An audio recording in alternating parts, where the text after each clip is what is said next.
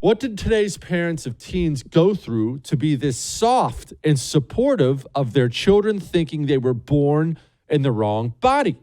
Who is to blame for this sick trend? This is your generation of parenting, isn't it? What happened and when? Okay?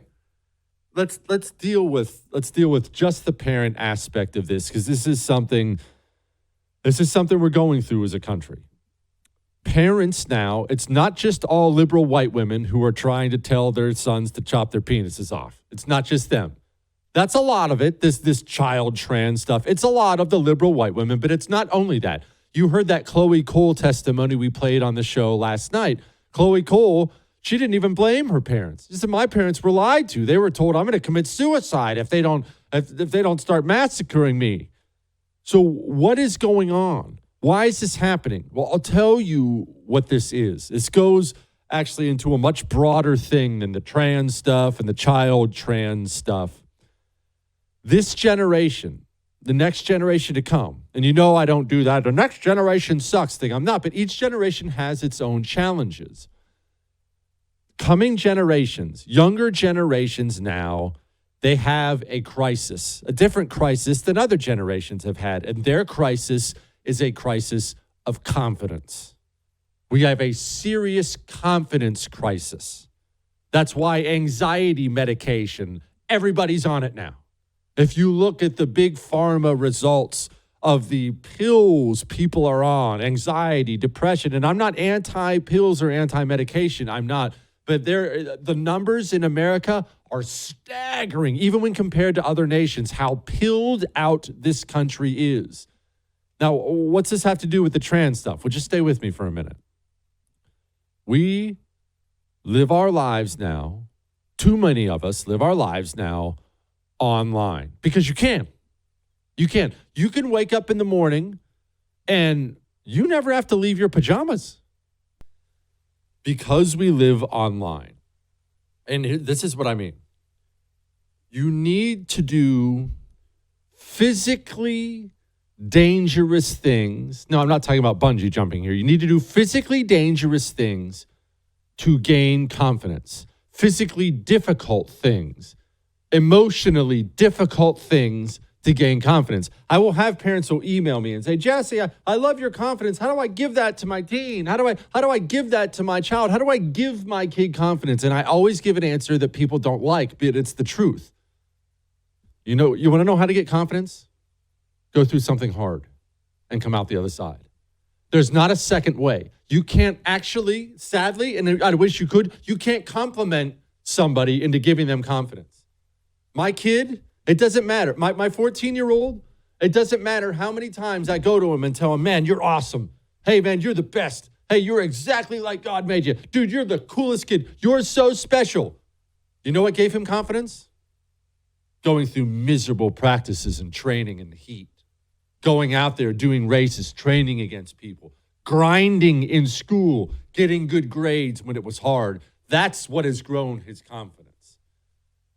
Online, living your life online, it can't give that to you.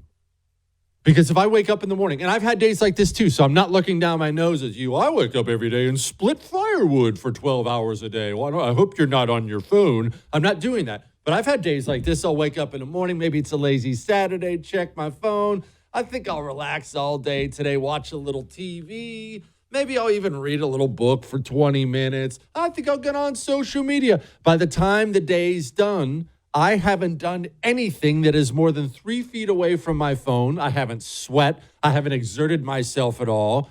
At the end of that day, am I stronger than I was before? Or weaker than I was before? You can live your life online now, have all the food delivered to your front door. People are living their lives online now more than they ever have before. We don't go out and interact with people, maybe get embarrassed, maybe speak in front of people. We don't go meet with the group on Friday. We don't even meet up and play horseshoes with the fellas or something like that as much as we did before. Confidence, competition, smack talking with your buddy. You suck. These are things that give you confidence in life. We live online, so we have less confidence now than we ever have. That confidence is translating into parenting. I see it all the time now. I hear it from young parents especially, but even older parents too.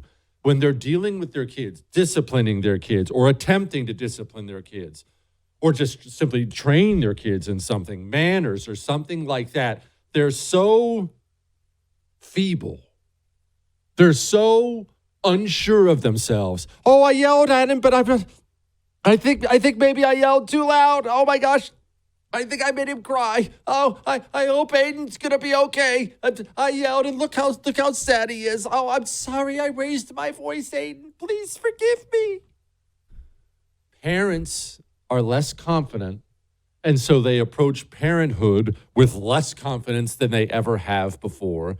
And that makes them ripe for some idiot school counselor, some child psychiatrist, some doctor coming and saying, hey, you know Aiden? Well, you know that time you yelled at him, right? Well, that made him really sad. Let's just say, don't ever do that again. In fact, I think he's a little bit depressed now.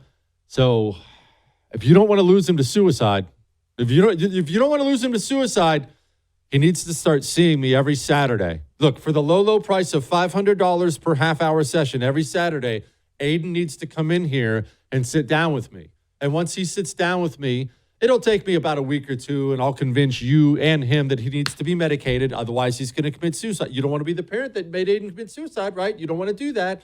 And then after about a month or two, I'll come to you and let you know that I have talked to Aiden, and we've decided he's actually a woman.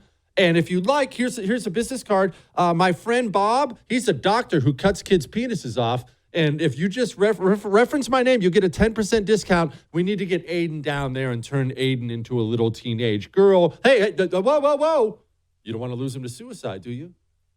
And instead of being a parent with enough confidence in yourself and how you think, with enough confidence in your own mind to say, what? That's crazy. You're insane. Never talk to me again. And lose my bill when you send it to me, you sick freak. Instead of doing that, we have parents who hand wring and oh my gosh, I love Aiden. Jeez, no. Okay, I'm not comfortable with it, but okay, let's do the surgery. Just do surgery.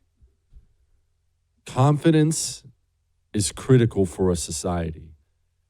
And we are ripe for the taking, ripe for the picking without it. How do you think they got us when it came to COVID?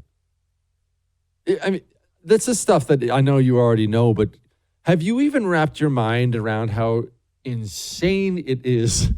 It's so stupid it makes me laugh that they actually suggested that we stop our economy on purpose and everyone stands 6 feet away from each other in response to a virus. Do you know how stupid that is?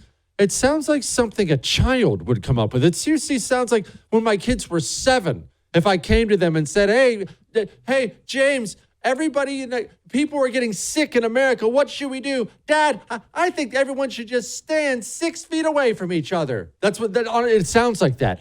We did that as a country. 300 million people. Well, okay. I mean, if the media says so, there's a doctor. He said that's what we should do. Hey, I don't want to die. I certainly don't want to kill grandma. We have a confidence crisis, and it's killing us, and it's killing parents. Get out there. Let's get off social media more than we are. I'm not telling you to delete it. I'm not being that mean old crotchety guy. I'm really not. Let's spend less time online than we have, more time outside in the swimming pool with your kids, playing catch with them, going for a walk. Let's go out and do challenging things.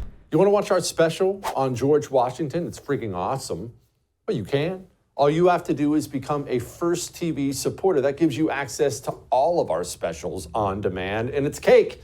All you have to go to is thefirsttv.com/support. Thefirsttv.com/support. Become a supporter. Enjoy learning about George Washington.